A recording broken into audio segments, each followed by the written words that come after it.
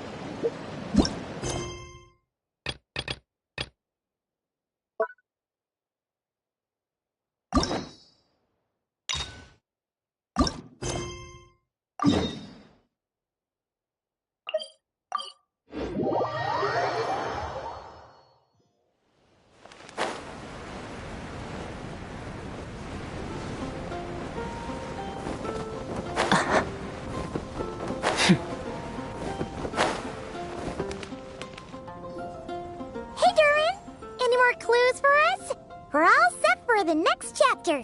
Yeah, I was just about to come find you. Let's see what it says. Now sprout to life the story's seeds, stirred by wind-born melodies. Then on that breeze the music leaves, fading into distant memories. Seek the place where wind and tale entwine, and once there, make 3 riddles into verse, and 3 melodies into song. For in poetry and song will this story start to blossom. Come on! Another riddle? All that talk about wind and melodies? What do you think the answer could be? Oh! Care to elaborate? Wind, music, poetry. Tone-deaf bards gotta know the answer. You mean Lord Barbados? Albedo introduced us when I first arrived in Mondstadt. I mean, someone like me was bound to catch his eye sooner or later. It's better that it's out in the open anyway. Now, how should we track him down?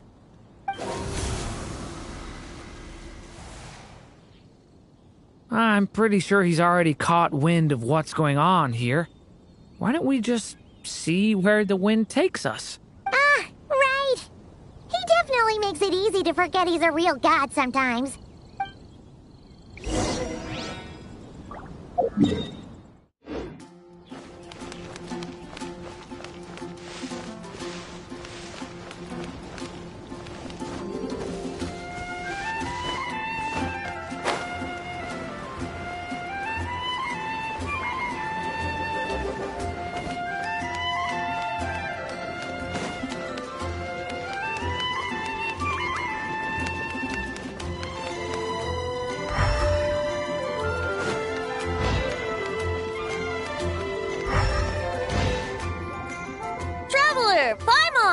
What a sight for sore eyes!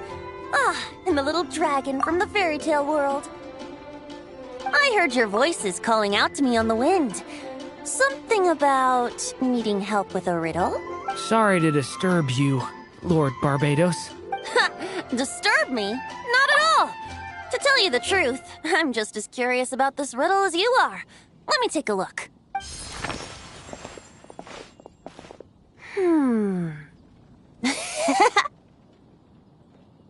What is it? Did you figure out the answer? 3 riddles and 3 melodies. That sure takes me back. The answer you seek lies hidden in memory. Looks like running to Tone Deaf Bard was the right call after all. Long ago, those mages came to Mondstadt, seeking to test their strength against mine. But I replied, let us make music, not war, and resolve our conflicts through song. So I strummed my lyre and sang them this verse.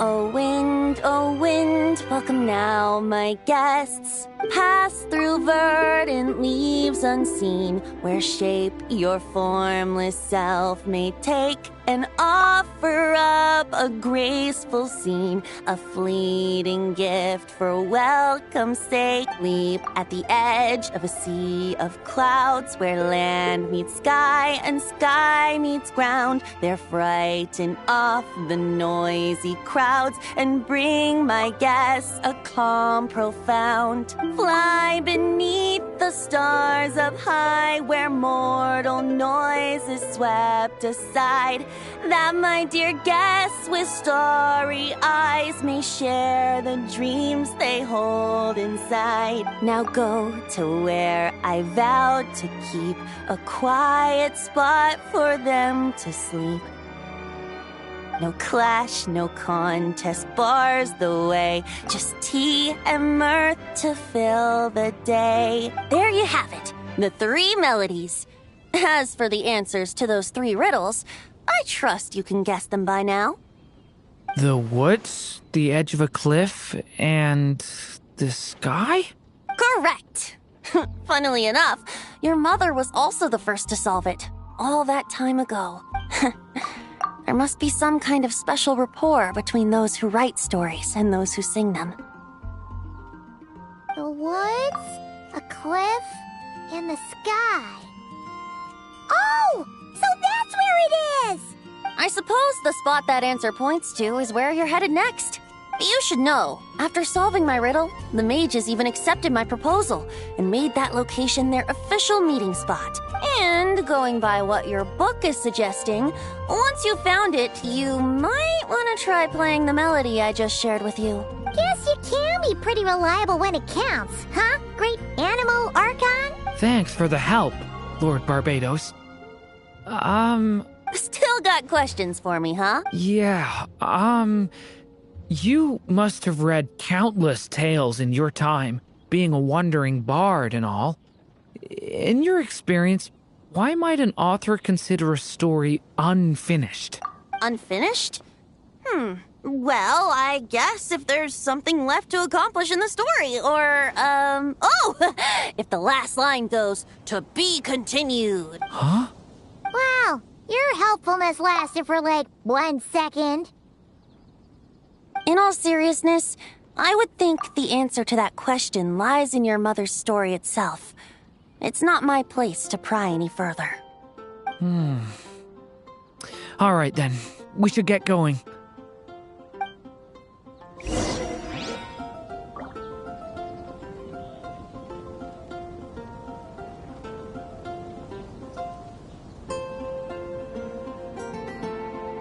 The abyss is like the world's shadow. It's always there, and it will never perish.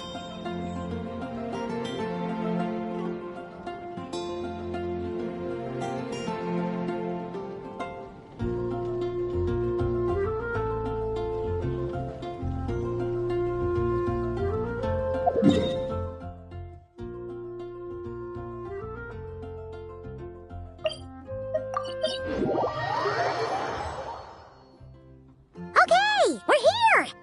Now, we just need to play the 3 melodies, and we should be able to gather the memories for the next chapter, right? A musical performance? Huh. Out of all the things Miss Lisa has taught me, that's the one I'm worst at.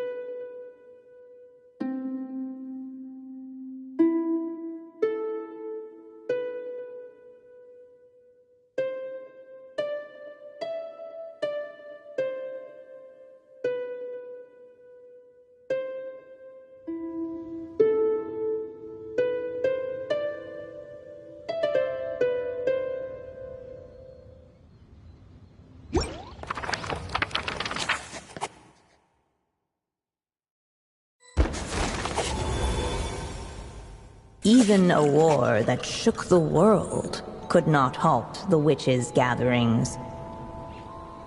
Yet even so, with the passing of time, 3 of their teacups no longer came to be set. The witches did not linger long in sorrow, for the Story Witch had brought glad tidings of her own. Born was her dragon child, safe and sound. Her fellow witches offered up their blessings, eagerly debating how to celebrate the child's birth.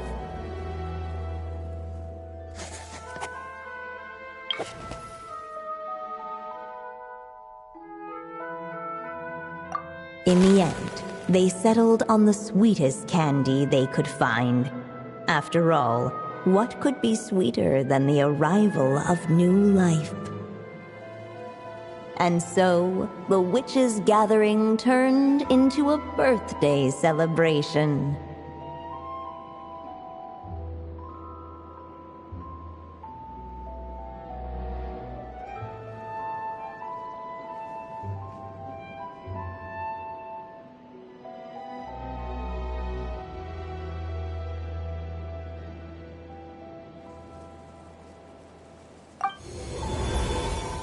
So, we're back in the story world, huh? As if from nowhere, new guests appeared at the witches' table. Perhaps they too had come to celebrate the dragon child's birthday. Yet while everyone else was busy thinking about what kind of gift to offer, these 3 seemed to have come empty-handed. Hardly the recipe for a warm welcome to a birthday party, now is it? A gift? Hey, what's this all about? We only just found out this was a party. While the guests voiced their complaints and grievances, perhaps they should have been wondering what kind of gift to give instead. So, we need to bring a gift to advance the story? But where are we supposed to get something like that? Perhaps it would be a good idea to have a look around. Why didn't you just say so?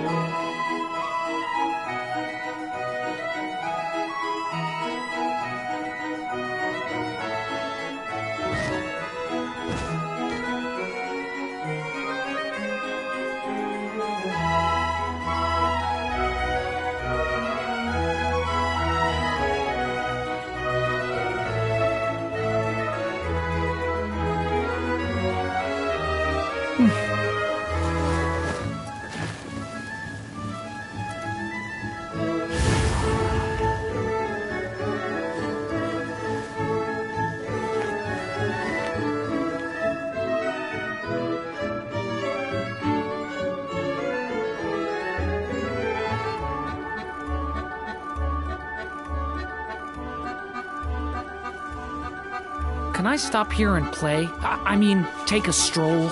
I won't go too far.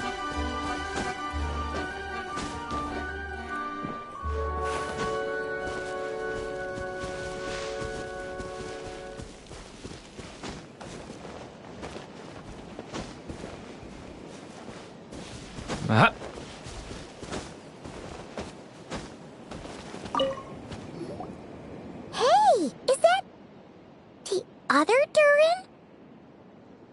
Hey, Mini Durin! Nope, no reaction.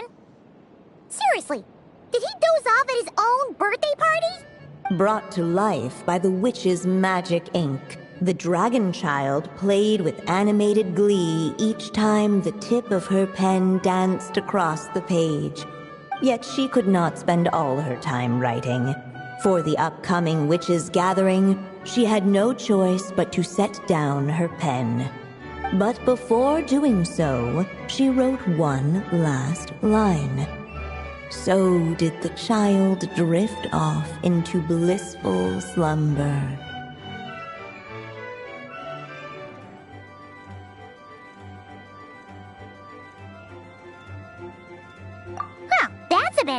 Convenient.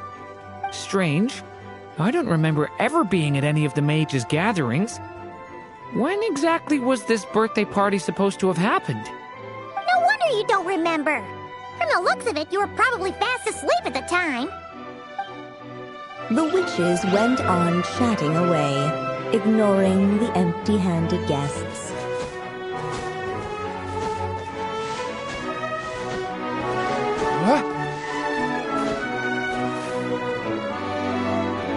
Hey, could we use these as gifts, maybe?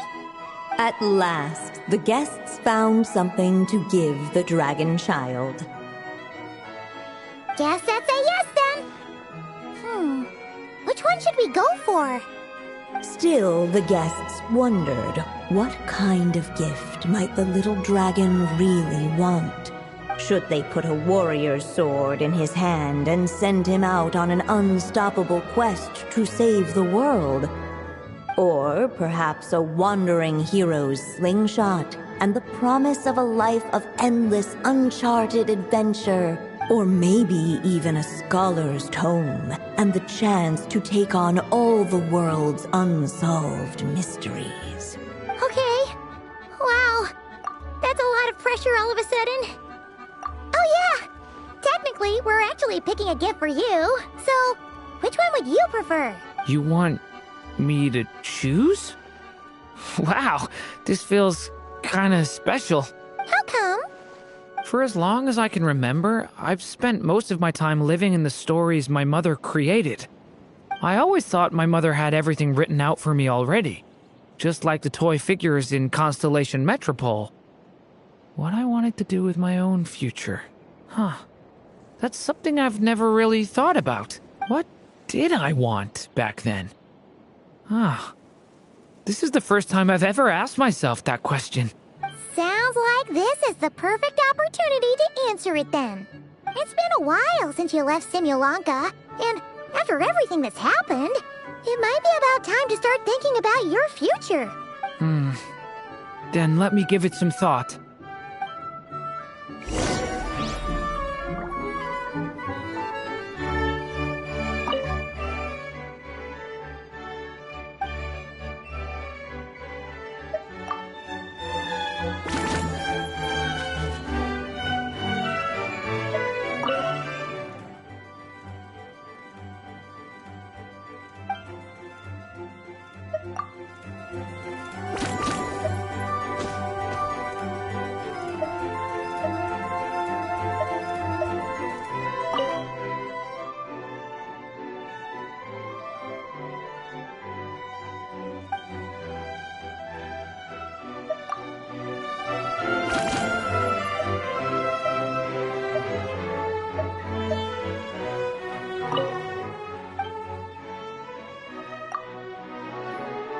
In the end, the guests settled on the Scholar's Tome.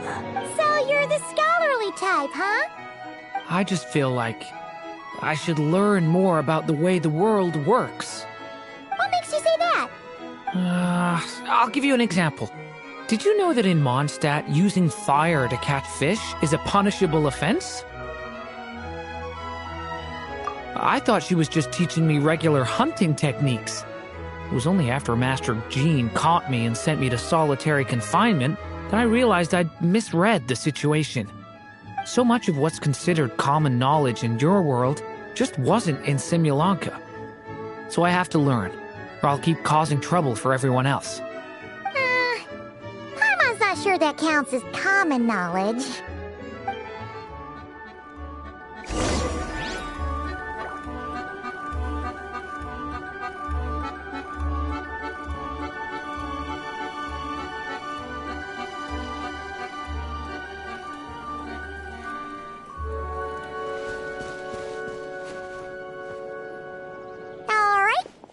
Let us in now that we've got a gift, right? Hello there. Brought a gift this time? The newly arrived guest presented his gift, wishing the little dragon a future as a wise and accomplished scholar. Accepting the guest's blessing, the story witch invited him and his friends to take their place around the table. Finally, she could introduce them all to her dragon child, telling all in attendance about the moment of his hatching, and of course, the name he'd been given. It was then that the seer witch, diviner of the stars, withdrew her gaze from the heavens and turned a sorrowful glance upon the little dragon. You gave him the same name as that evil dragon? That's right. But the life I intend for him shall be very different. What folly to love so blindly. For as you must know, a name is the mirror of destiny itself. He who bears an evil dragon's name must also inherit the fate of its previous owner. His fate has been foretold. Then I'll rewrite it. The witches at the table fell silent, for they knew the seer witch's words had never once proven wrong. Yet, just as clearly, they recognized the story witch's resolve, for there is scarce a force in this world more fearsome than a mother's love. At last, the merry witch stepped forward, dispelling the uneasy silence. So be it. Then we'll all lend a hand. Together, we shall rewrite this child's fate. You mean to defy one of the fundamental rules of this world? I refuse to be shackled by such rules. Besides, this is a witches' gathering, is it not? What could be more fitting a subject for this occasion than to defy them? Oh?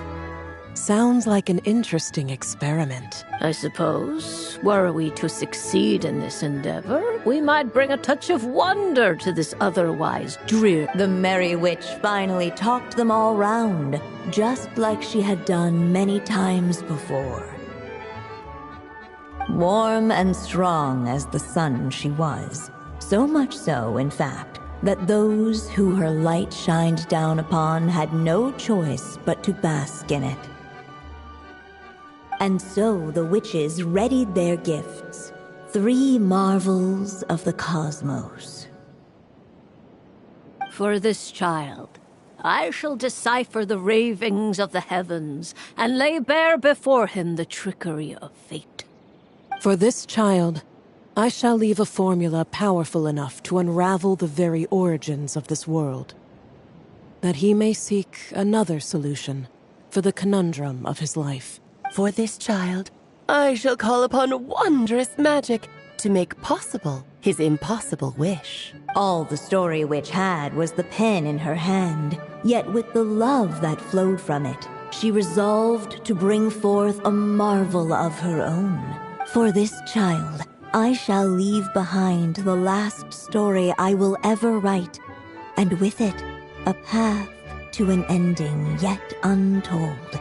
With the witch's blessings given and received, the little dragon's fate at last began to turn.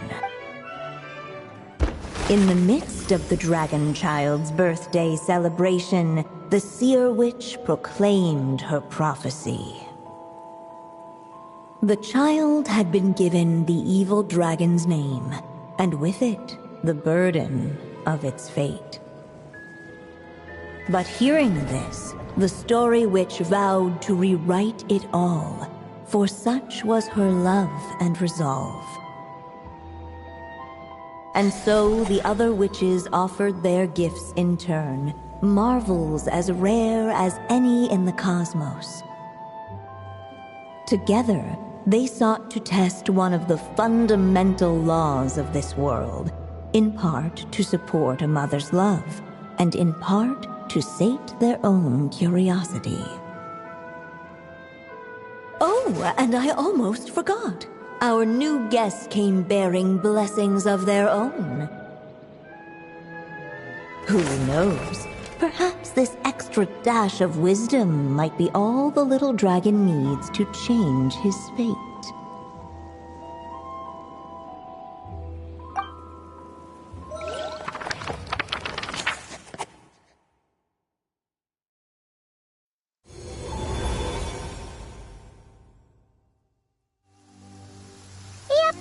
Looks like we've completed this chapter, too.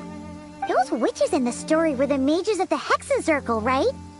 They sure seem to care a lot about you, Durin. But, Paimon kinda had trouble following their conversation. Just a bunch of mystery, as usual. The evil dragon's fate. Oh, is that what you're worried about? But didn't we already take care of that? Ah, the mages must have had a hand in that, too. Also, I was just thinking, which part of the story are we even meant to be completing? Oh, it feels less like we're filling in the gaps and more like we're adding something new altogether. But we use the ink, right? And the book hasn't given us any more clues, so that must mean our task is complete. At least for now. Yeah, I guess we're doing something right. Maybe I'm overthinking things. It's just, this is my mother's final wish, so I don't want to mess it up. Anyway, thanks for all your help. I'll let you know as soon as the book reveals a hint about the next chapter. Okay then. See you in the next chapter.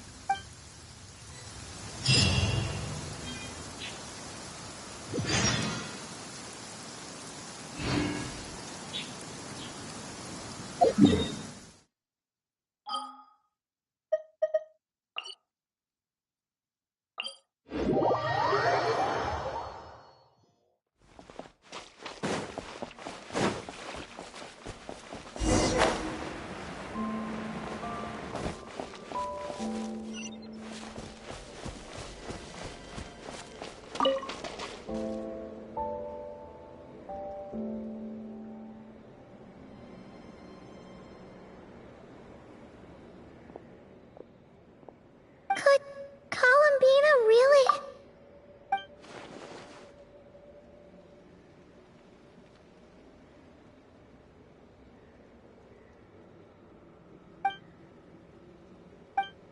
Columbina?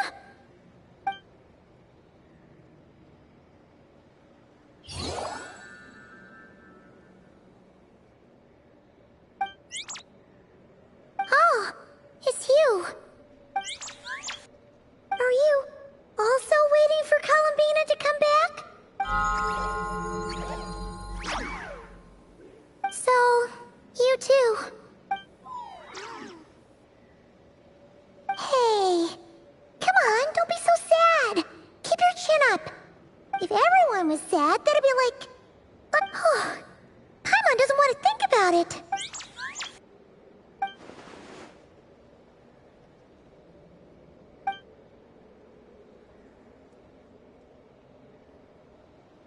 I haven't given up yet. Columbina, all of her friends, none of them would ever just give up like this. Give us a little more time. I can't promise anything, but I'll do everything I can.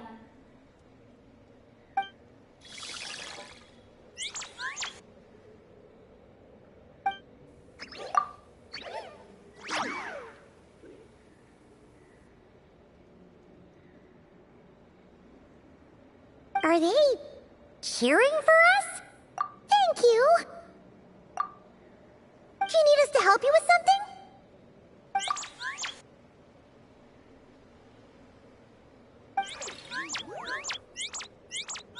This Kohenki. Paimon thinks she looks a little flustered. Why don't you play something? If they hear a familiar melody, maybe they'll calm down a little bit.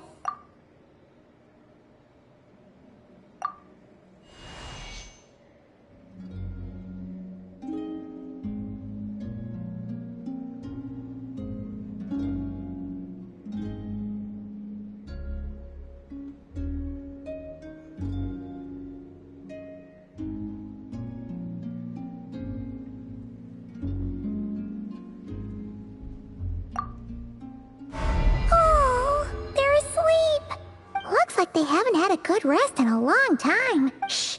Let's leave.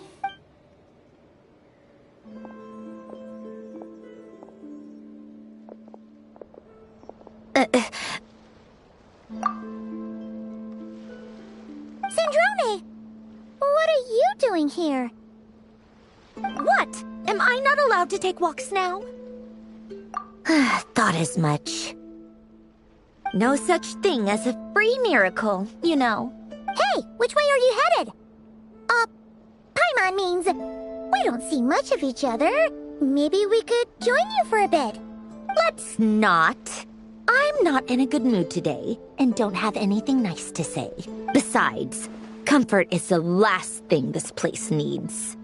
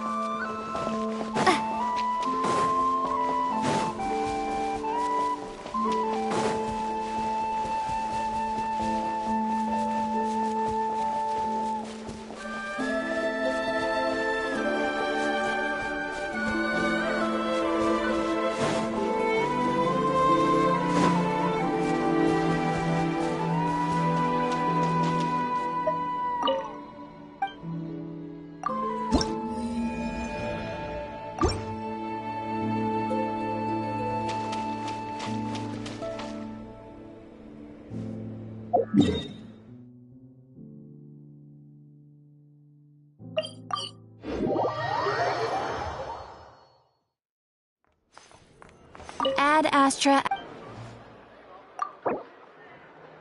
Thank you for completing today's commission. Ad Astra.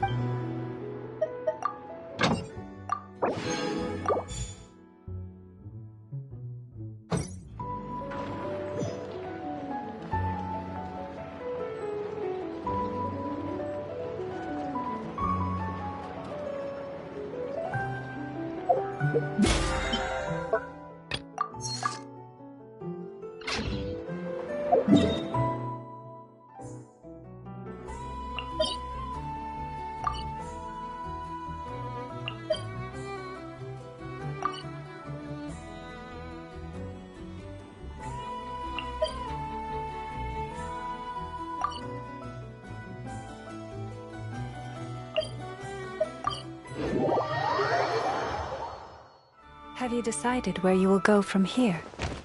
If not, why not find a patch of soft grass and rest a while?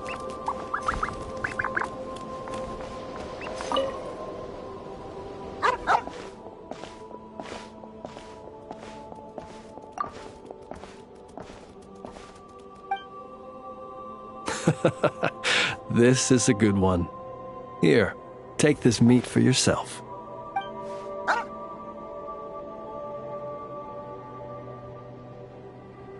Mine? Not at all. It belongs to itself. It sometimes brings me old bones to help with my puzzles, that's all. I should be clear. While I don't know what bones these are, I can say for certain they don't belong to any humans who slumber here or elsewhere. Bones are another thing that tickles my fancy. Sometimes when I see one that's a bit unusual, I'll pick it up and add it to my collection. Then when I'm feeling bored, I try to connect all my bones and create something whole.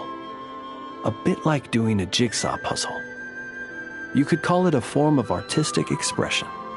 Even though each piece of this bone puzzle picture is unrelated to the next, and indeed they cannot possibly be related, just pondering how best to put them together and create something beautiful is an extremely relaxing process. Then, one day, an uninvited guest intruded on the room where I kept my bone puzzle picture. It was none other than the dog you saw just now. It did. By the time I entered the room, the little intruder had completely dismantled my picture. The second it turned and saw me, it bolted away between my legs. Luckily, all was not lost, as I'd already taken a photo of it. And more than that, now that my old puzzle was dismantled, I was free to construct an even bigger puzzle with my growing collection of bones. Which is how I consoled myself at the time. After all, the damage had been done, so why not look on the bright side? The next day, as I was just about to begin piecing my puzzle together, my four-legged guest returned, and this time it brought a mouthful of bones. I couldn't understand what it was saying, but its intent became clear when it laid its animal bones at my feet and then placed them one by one into my puzzle. After I gave it some cured meat, it got up and left. Ever since then, it's dropped by from time to time to give me bones in exchange for food. I think you might be viewing this with a little too much sentimentality. It's just a dog looking for food, nothing more. I'm a source of sustenance, and luckily for my canine friend, I happen to be relatively generous. Not that that's a bad thing. I view it more as an assistant under my employ. It doesn't speak, and it leaves when I tell it to. That's pretty much everything you could hope for in an assistant. If you'd like, you can give it some meat. Sometimes it sits and waits by your side, which I think probably means it's still hungry. Perhaps it might be a little more friendly with someone such as yourself.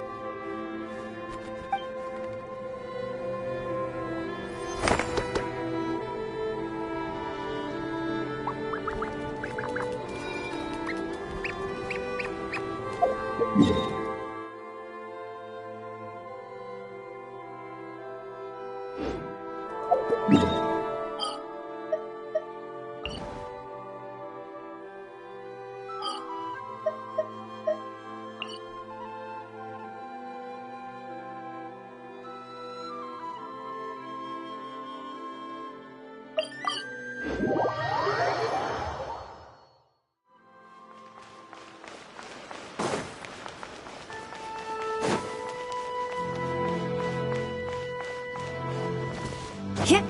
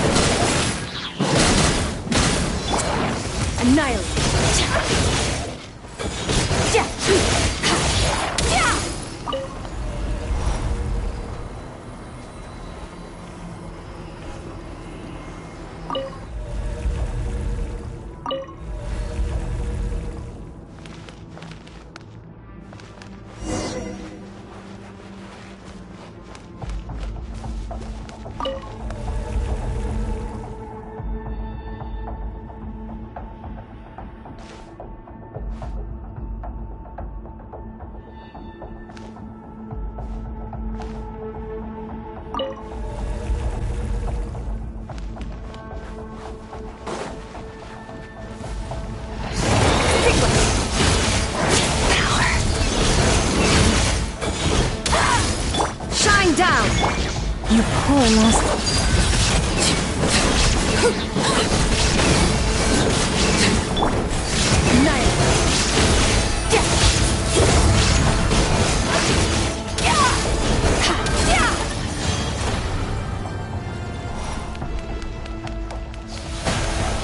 stars fade to black.